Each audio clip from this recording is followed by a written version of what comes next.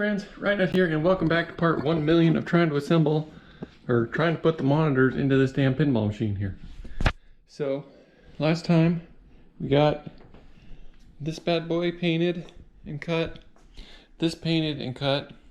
So this is for this monitor, and that monitor is for this, and the little one is up on the shelf somewhere. And obviously this is the big one. So, this one is pretty much done. This one needs to be mounted.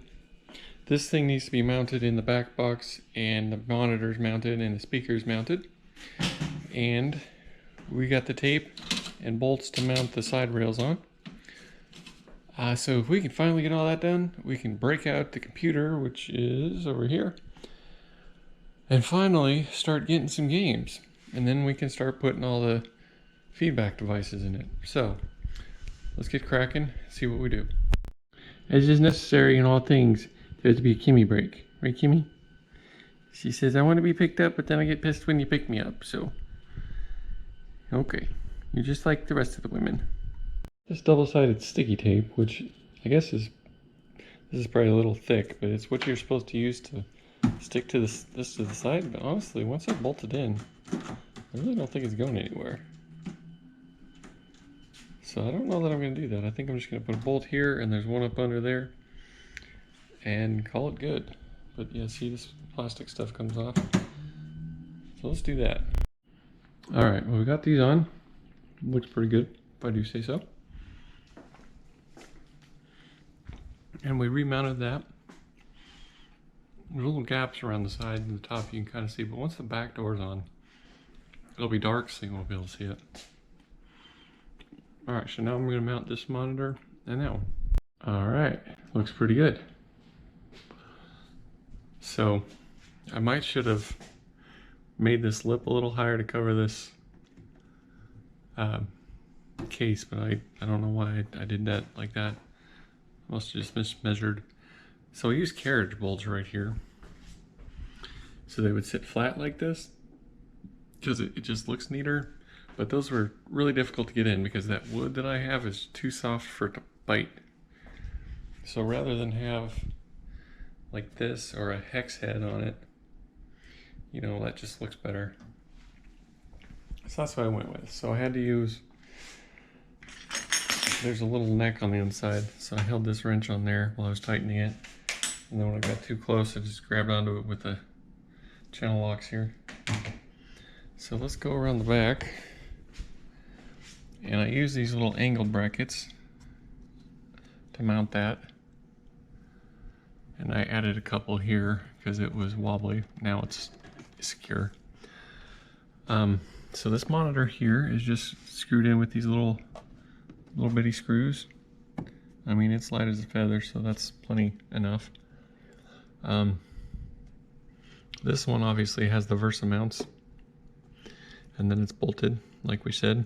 These are the anti-vibration nuts, which, better or worse, it's a pain in the ass to get on there, but once they're on there, they're not going anywhere. I mean, this thing's gonna be shaking, vibrating, so figured it'd be good to have those. It is bolted together here, and it has this safety clasp. So, all right, let's put some speakers in. So that worked rather well. So I just drilled some little holes here with my drill, obviously, and then use these little bolts here, hold that puppy in place. Some machine screws and washers. And I did this because I want to take this off at least once to put the LED ring in there. So we got to do that eventually. So let's mount this other one. All right, that bad boy is in there. So is that one. So we got a good monitor stand.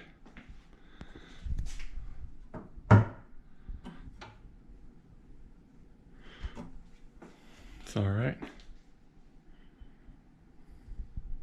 So unfortunately, the screws I bought to hold that thing down or too short.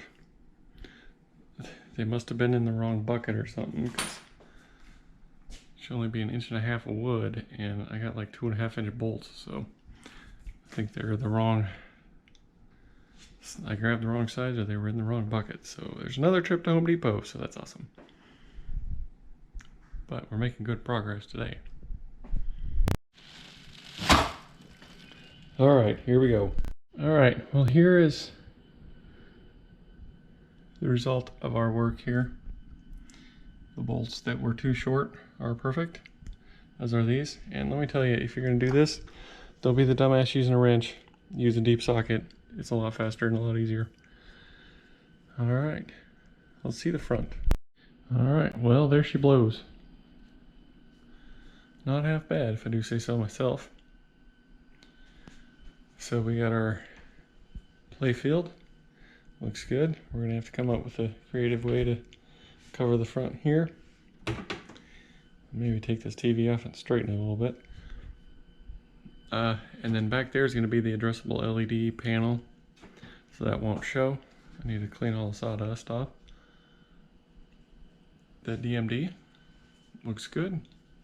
Speakers, back glass, and topper.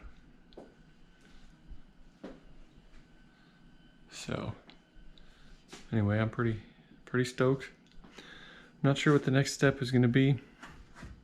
Probably either putting buttons in or inventorying what I have to see what else I'm missing, or both. Then we got to program the computer and get this puppy going, and then start adding the feedback devices.